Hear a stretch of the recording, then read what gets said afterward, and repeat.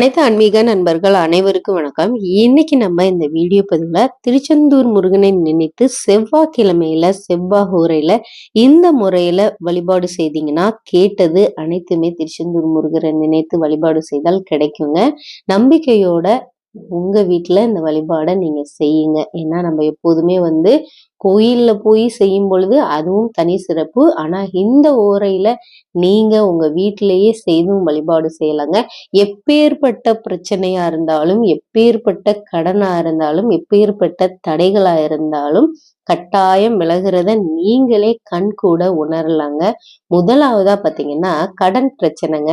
இந்த கடன் தீர்க்க முடியாத கடன் பிரச்சனை. ஏன்னா நம்ம ஏதாவது ஒரு சூழ்நிலையில கடன் வாங்கிடுவோம். ஏன்னா இப்ப உள்ள காலகட்டத்துல கடன் வாங்காம நம்மனால எந்த வேலையுமே பாத்தீங்கன்னா செய்யவே முடியாது. ஏன்னா ஏதாவது ஒரு விஷயத்துக்கு நம்ம கடன் வாங்கிதான் ஆகணும். அதுவும் நம்ம தகுதிக்கு ஏத்த மாதிரி வாங்கணுங்க. ஏன்னா நம்மளுடைய சம்பளம், நம்ம வீட்டு சூழல் இதெல்லாம் பொறுத்துதான் நம்ம கடன் வாங்கணும்.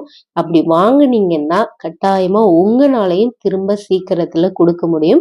எந்த ஒரு பிரச்சனையுமே வராதுங்க. ஒரு சிலர் பாத்தீங்கன்னா கடன் மேல கடனை வாங்கிடுவாங்க.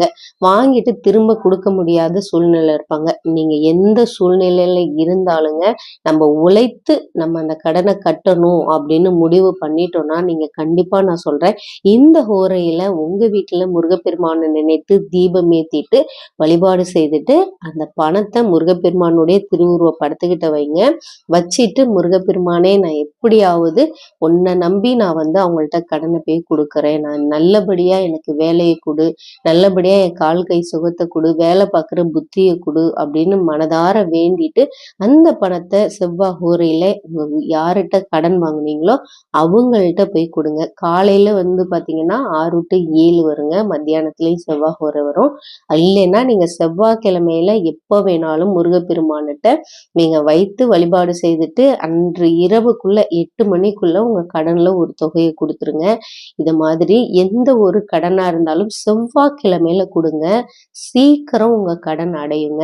இரண்டாவதா பாத்தீங்கன்னா செவ்வாய் ஹோரையில இப்ப திருமண தடைகள் அகலணும், எங்க வீட்டுல பல பிரச்சனைகள் இருக்குங்க, இது எல்லாம் சரியாக என்ன வழி, நானும் எங்க வீட்டுல ஒவ்வொருத்தருக்கும் ஒவ்வொரு பிரச்சனைகள் இருக்கு, தீராத வியாதிகள் இருக்கு, இதெல்லாம் நானும் இப்படியெல்லாம் முருகப்பெருமான வழிபாடு பண்றேன், எனக்கு ஒரு மாற்றமும் வரல அப்படின்னா செவ்வாய் ஹோரையில காலையில 6 to 7ங்க 6 நெய் தீபம் ஏத்தி முருகப்பெருமானுக்கு நீங்க தொடர்ந்து ஒவ்வொரு வாரமும் வழிபாடு செய்துட்டு வந்தீங்கன்னா பெரிய மாற்றத்தை கட்டாயமா திருச்செந்தூர் முருகர் கொடுப்பார். ஏன்னா நம்ம ஒவ்வொரு பதிவுலையும் திருச்செந்தூர் முருகர் திருச்செந்தூர் முருகர்னு நம்ம சொல்லுவோம்.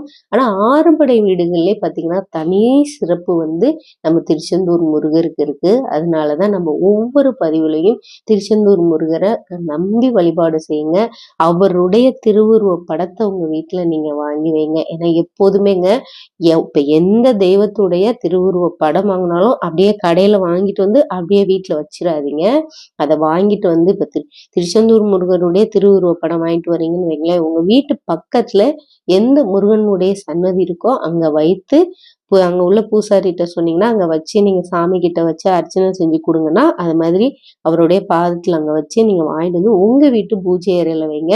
எந்த ஒரு சாமியோட திருவுருவ படத்தையும் கடையில வாங்கிட்டு அப்படியே வீட்டுல வச்சு வழிபாடு செய்யாதீங்க. ஏன்னா அதுல பாத்தீங்கன்னா நம்மளுக்கு இப்ப ஒரு சிலருக்கு எப்படின்னு தெரியலங்க, ஒரு சிலருக்கு முழு திருப்தி கிடைக்காது. ஏன்னா இப்ப அவங்க அந்த லேமினேஷன் பண்ணையில எல்லாம் எப்படி பண்றாங்க வைக்கிறாங்க அப்படின்றது நம்மளுக்கு தெரியாது.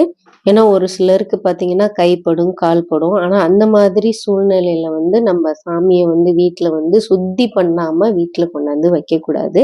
அதனால ஏதாவது ஒரு கோயில் இல்ல நீங்க முருகப்பெருமானுடைய கோயில்ல வச்சு வழிபாடு செய்துட்டு வீட்டுல வச்சீங்கன்னா உங்களுக்கு இரட்டிப்பு பலன் கிடைக்கும். அதனால இந்த முறையில நீங்க அடுத்த முறை கோயிலுக்கு இல்ல எங்கேயாவது சென்றீங்கன்னா வச்சு வழிபாடு செய்துட்டு வாங்கிட்டு திருவுருவ படத்தை உங்க வீட்டு பூஜை அறையில வச்சு வழிபாடு செய்யுங்க.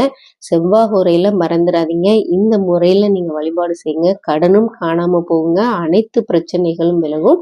திருச்செந்தூர் முருகரை நம்பிக்கையோட இந்த வழிபாடை செய்யுங்க. இந்த வீடியோ பதிவு உங்களுக்கு பிடிச்சிருந்துச்சுன்னா நம்ம சேனலை லைக் பண்ணி சப்ஸ்கிரைப் பண்ணிக்கோங்க. மறக்காம பெல் ஐக்கானை தட்டி விட்டுக்கோங்க.